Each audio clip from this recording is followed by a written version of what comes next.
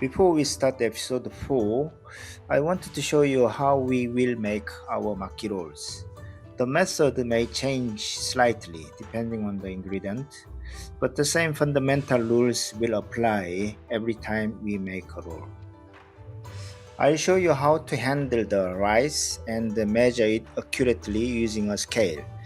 As we are making Hosomaki and Uramaki today, we will use between 70 and 75 grams of rice. As a guide, use 70 grams for Hosomaki and 75 grams for Uramaki. I wouldn't recommend using more than that. As you work with the rice, the moisture on your hands will gradually dry out, and the rice will start sticking to your fingers. Remember to re-wet your hands regularly to keep the rice easy to handle. Try it yourself first before using the scale. Grab what you think is 70 grams of rice and see how close you are. Let's start with the Kappamaki. Using 70 grams of shari, spread the rice evenly over the nori, leaving a small section at the top uncovered. This will help us close and seal the roll neatly.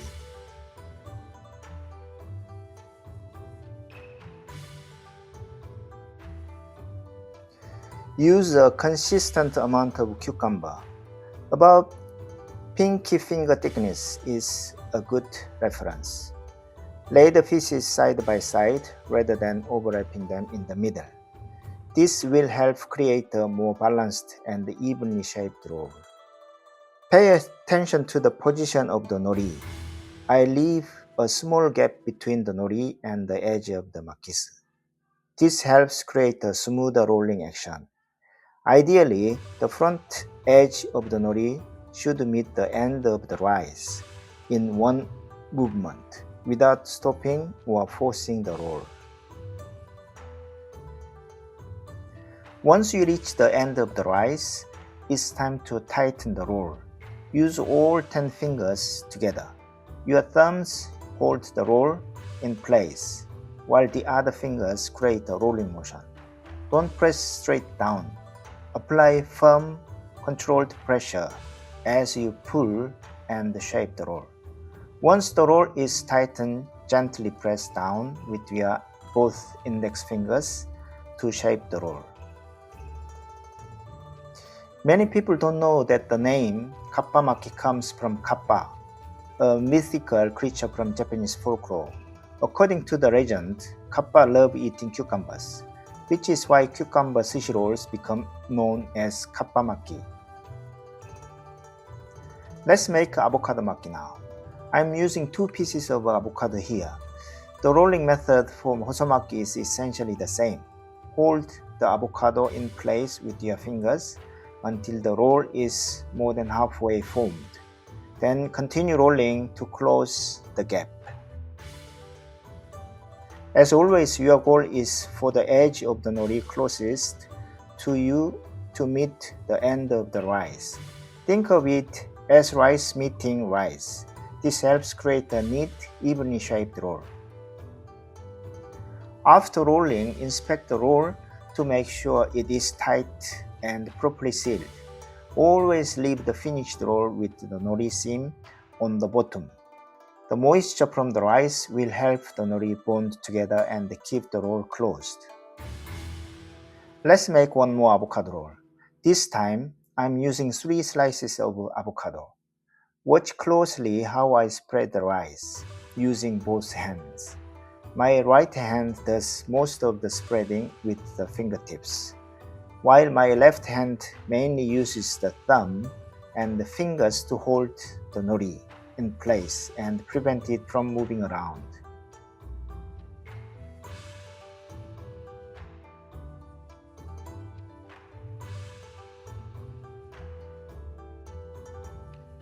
As I tighten the roll, all the pressure comes from my fingers. I avoid using my palms because it's harder to control the pressure and maintain the shape. Your fingers should guide and shape the roll while applying firm, even pressure. This time we are making sakemaki. The method is basically the the same as before. The main thing to watch out for is the amount of salmon. Putting in too much salmon is one of the most common reasons beginners struggle to roll properly. Too much rice can also cause problems, but since we are measuring 70 grams of shari, we don't need to worry about that for now. Do you remember the size we are aiming for inside the roll? That's right, about the thickness of your pinky finger. Keeping the filling consistent will make rolling much easier and help create a balanced maki. Let's make Tekkamaki now. We will cover tuna in much more detail in a future episode, but for now I want to focus on the rolling technique. The tuna I'm using here comes from a section that contains sushi or connective tissue. Before using it for the roll, I've carefully removed the sushi, leaving only the clean meat. We will learn how to identify, trim, and use different parts of tuna in another episode. For now, just pay attention to the size of the filling and the rolling method. One popular theory is that Tekkamaki originated in Japanese gambling house called Tekkaba. Because tuna rolls were easy to eat while gambling, they became popular there. Another theory is that the deep red color of akami resembles red hot iron, which is what tekka means in Japanese. Now we've made all of our Hosomaki rolls: Kappamaki, Avocado maki, Sakemaki, and Tekkamaki. Before we move on to Uramaki, I'd like to show you how to cut the rolls properly. We've taken the time to make neat, beautiful rolls, so it's important to cut them cleanly and present them well. Good cutting technique is just as important as good rolling technique. A clean cut will show the ingredients clearly and make the sushi look much more professional. I'm using my left index finger as a simple measuring tool.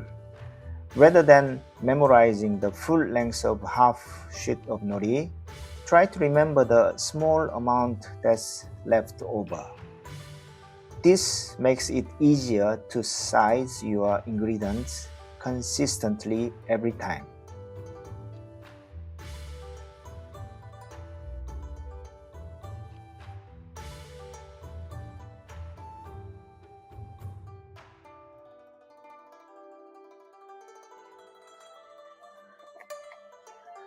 After cutting the roll in half, I usually place the two halves back together without changing their direction.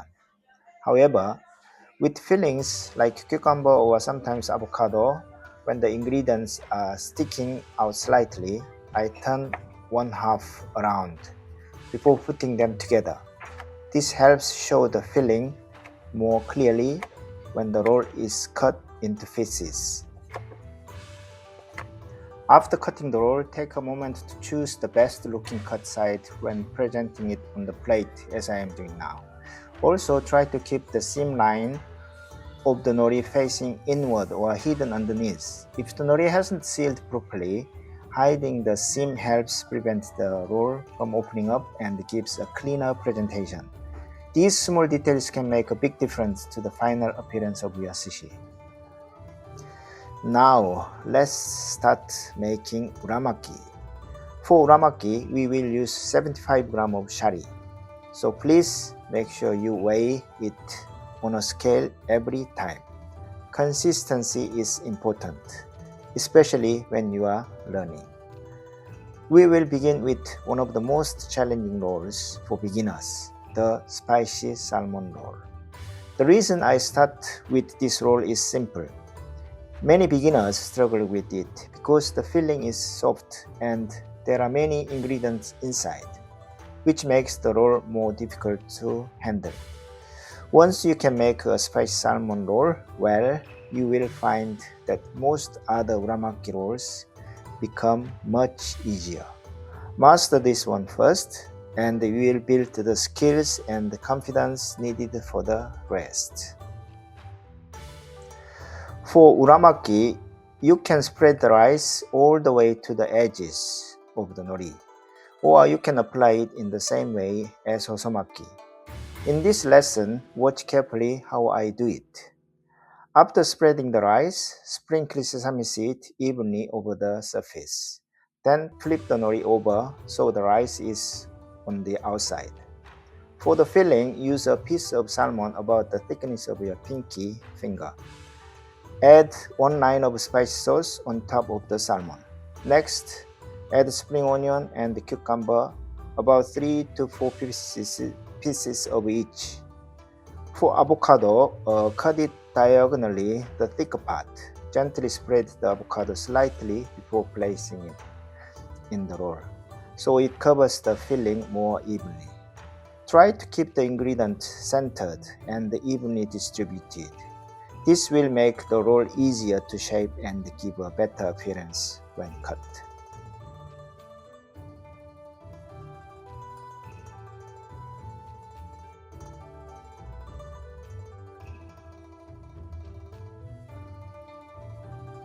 When you start rolling, first use the makisu to completely cover all the ingredients as you can see in the video. Then begin rolling slowly and with control. Roll a little, squeeze gently, then roll a little more and squeeze again. Take your time and let the roll form gradually. If you are not sure whether you are doing it correctly, lift the makisu slightly and check the starting edge of the nori. Make sure it is rolling inside the roll, not folding outward. Pay attention to the hand movement. My left hand stays in position and acts as a guide, while my right hand continuously moves forward to create the rolling action. This control is the key to making a tight, even uramaki roll. In this uramaki session, I roll and cut the sushi straight away, so you can see the complete process. However, in general, it is better to make all of your rolls first and then cut them just before serving.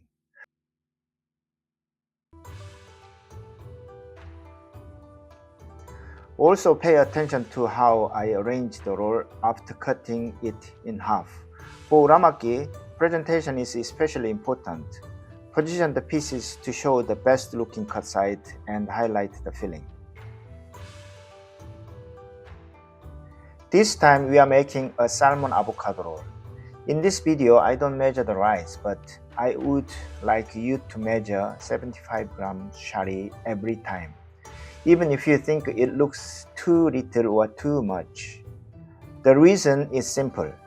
Once you know exactly what 75 grams looks and feels like, it becomes very easy to adjust and make slightly more or less whenever you need it. However, if you have no idea how much rice you are using, you are only guessing. In my experience, this is one of the most common reasons why beginners struggle with uramaki. A good way to practice is not to weigh the rice first. Instead, tell yourself, this time I will use 75 grams. Then make the rice and weigh the rice. Compare your estimate with the actual weight and learn the difference. This will help you develop consistency and improve much faster. When cutting the roll, dip the tip of your knife into water. Then hold the blade pointing toward the ceiling. This allows a thin film of water to run along the blade, helping prevent the rice from sticking while cutting. Use smooth, confident slicing motion rather than pressing straight down through the roll. Now let's make a California roll. First, put some California mix into a bowl. Add a little mayonnaise and mix it well until the crab mixture is evenly coated.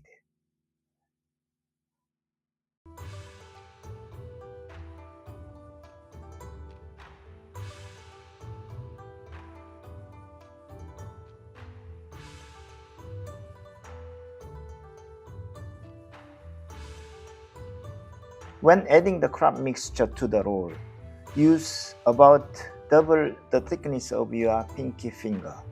This may seem like a lot at first, but as you roll and tighten the uramaki, the filling compresses and becomes smaller. In my opinion, the most important thing in uramaki is balance. A good California roll should be balanced between its three main components: rice, crab mixture, and avocado. Ideally, none of these ingredients should dominate the others.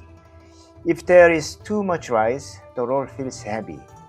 If there is too much crab mixture and avocado, the roll can become difficult to shape and may lose its balance. When the rice, crab mixture, and avocado are in harmony, the roll not only looks better but also tastes better. Now we are making spicy tuna roll. Put some spice sauce into a bowl and mix it well with the minced tuna. Place the spicy tuna mixture and the spring onions onto the roll as shown in the video. Then roll in the same way we have practiced with the other uramaki.